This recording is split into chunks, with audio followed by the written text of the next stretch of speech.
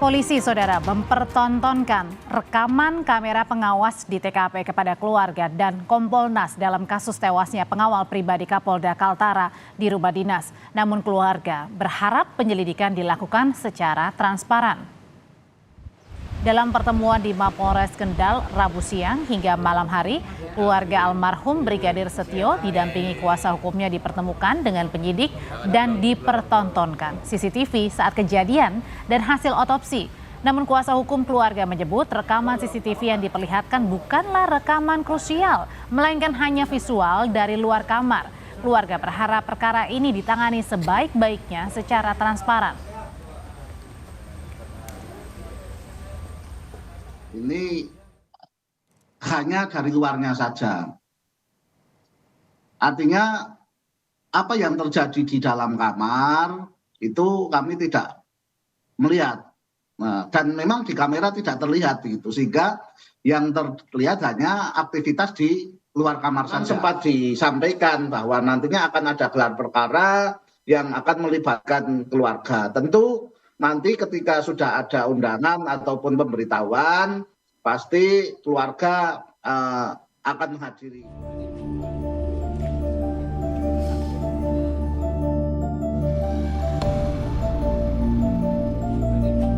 Transparansi jadi harapan keluarga kepada polisi untuk mengungkap kematian Brigpol Setio Herlambang.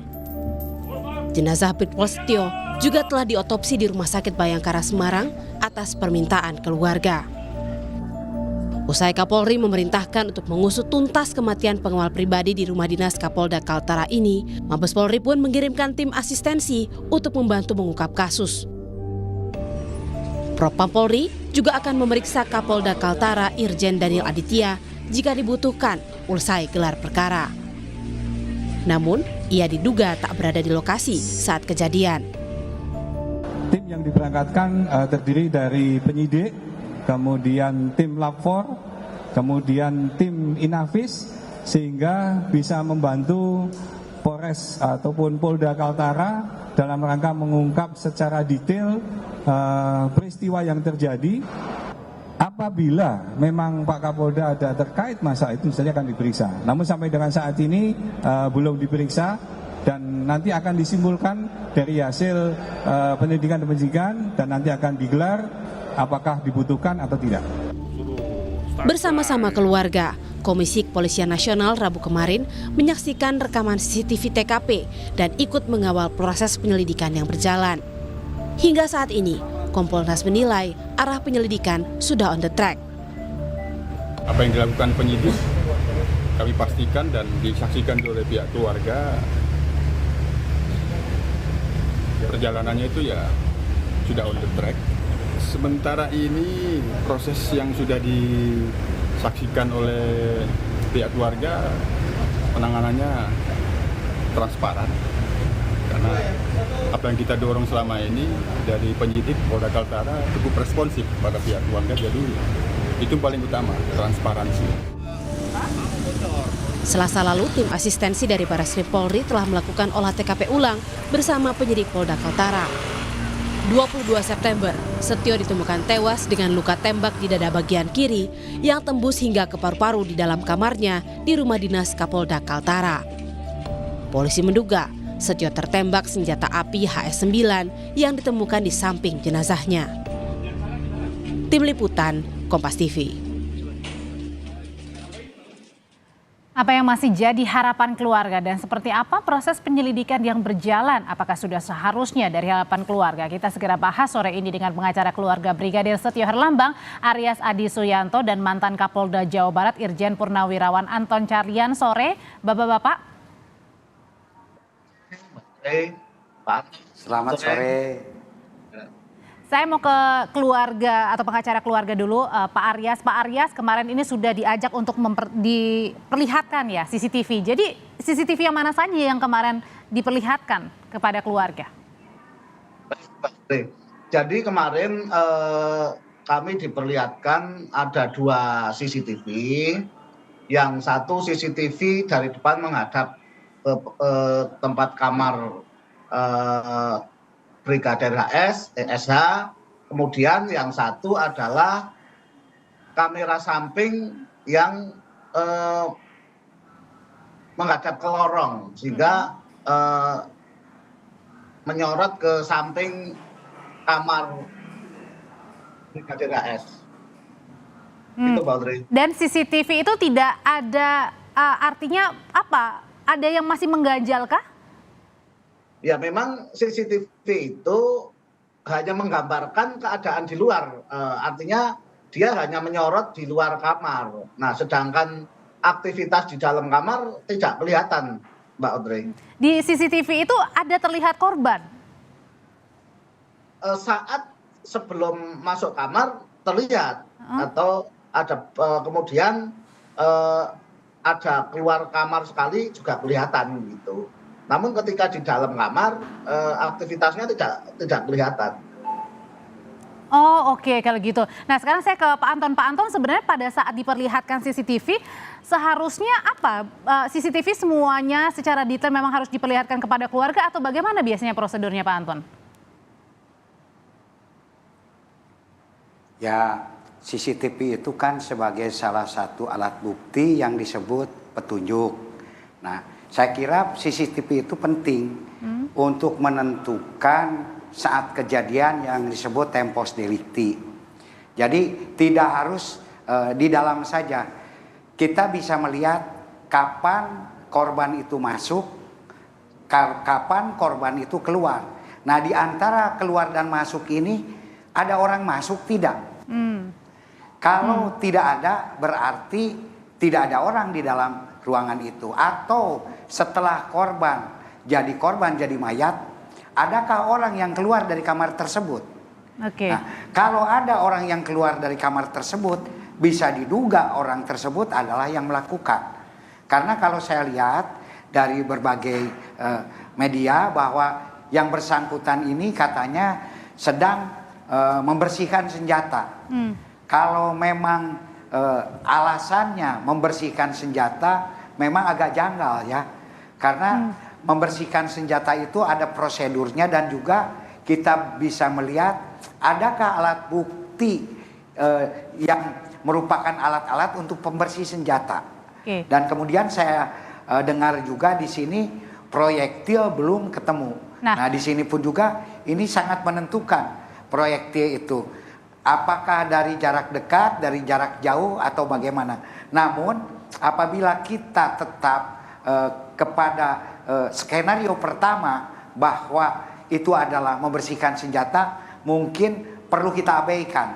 Jadi ini penyebab kematian ini ada dua. Satu bisa saja ini akibat bunuh diri, bisa saja ini akibat orang lain. Nah ini kita perlu menajamkan penyelidikan itu di sini yang diawali dari TP-TKP. Ya, gimana? Nah, oke. Sebelum saya ke Pak Anton lagi, saya ke pengacara keluarga korban dulu. Pak Aryas, jadi proyektil itu sampai sekarang belum ditemukan? Ya, menurut penyidik sampai saat ini belum ditemukan karena